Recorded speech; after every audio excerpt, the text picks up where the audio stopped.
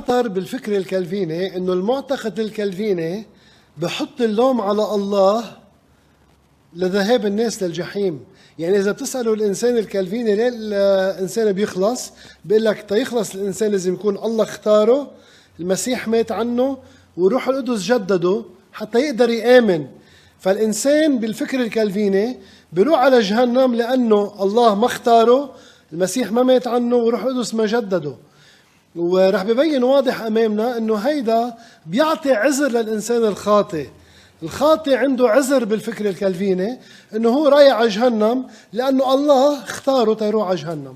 شوفوا معي هذا الفيديو اللي فيه ملحد كالفيني، ملحد بيعرف الفكر الكالفيني كتير منيح، وبيتحجج بالفكر الكالفيني ليه هو ما عم يجي للمسيح ويآمن فيه ويعيش للرب. فشوفوا معي هذا الفيديو. Christian friends who try to convince me of this, I say, listen, like, I don't know why you're trying to persuade me. Because your own Bible says it's a gift. That it's a gift, it's the work of the Spirit start to finish, it's a removing of a heart of stone and replacing with a heart of flesh. That is not something you can do for me. Yeah. So if it's true, we're both depending on the Spirit to show up. I'm literally in the grave next to Lazarus, waiting for the waiting to hear my name. Yeah. And I'm going to lay in there dead till he shows up. Yeah. Somebody asked me near the beginning of this year living Christianly, well, what would it take for you to believe? What would it take for you to believe in God?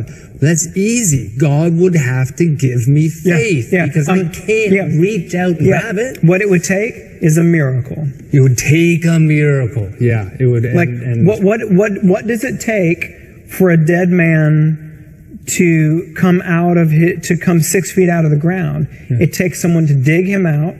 To open the box and revive him. Breathe into his nostrils. And the Bible makes it very clear that there is nothing less spiritually than that going on in salvation. Absolute new life. New life from death to life. Yeah. And that's what would be required.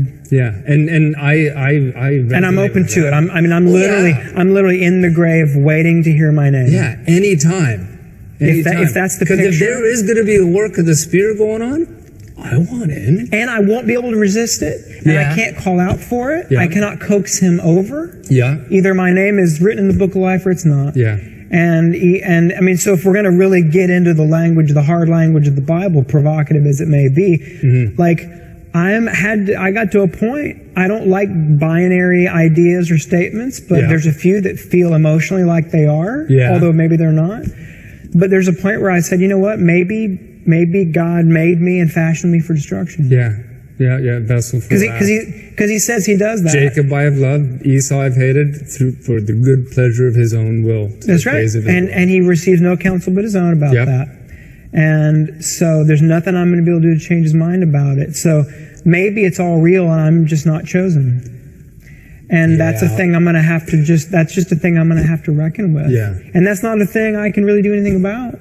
Right, and it would seem unnatural and almost, it would seem shady to try to do something about it in a way, to try to strong arm a faith into oneself. So I'm going to try to make the best of this.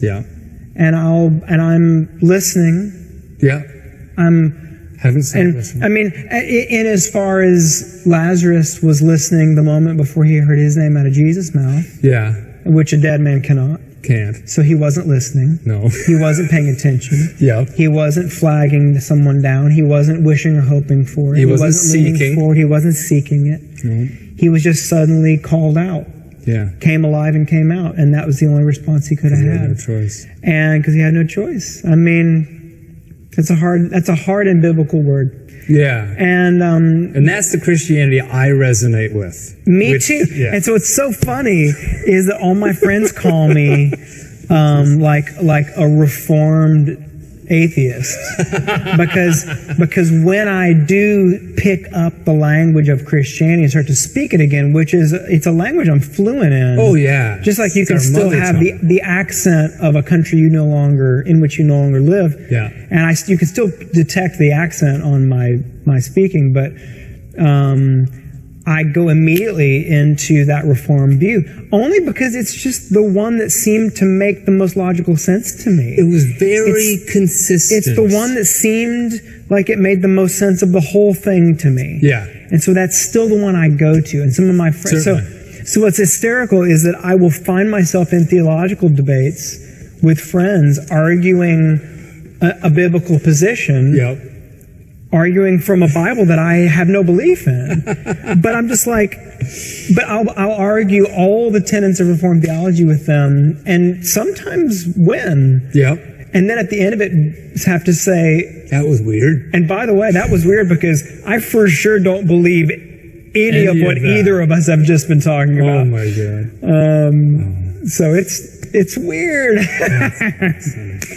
It is weird. Oh, anyways.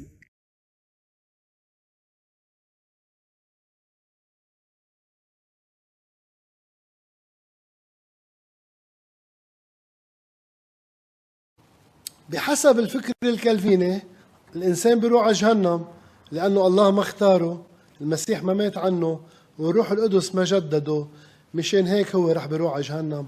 وهذا الأمر منه من تعليم الكتاب المقدس.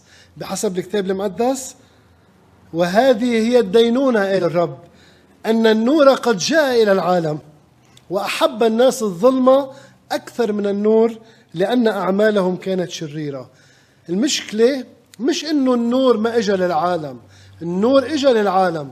الإنجيل بزمننا عم ينوعظ للناس وعم يتقدم، النور موجود، ولكن في ناس حبوا الظلمة أكثر من النور، أعمالهم شريرة، رح بيروحوا على جهنم لأنه أعمالهم شريرة ولأنه ما آمنوا بالنور وما آمنوا بالمسيح مخلص العالم.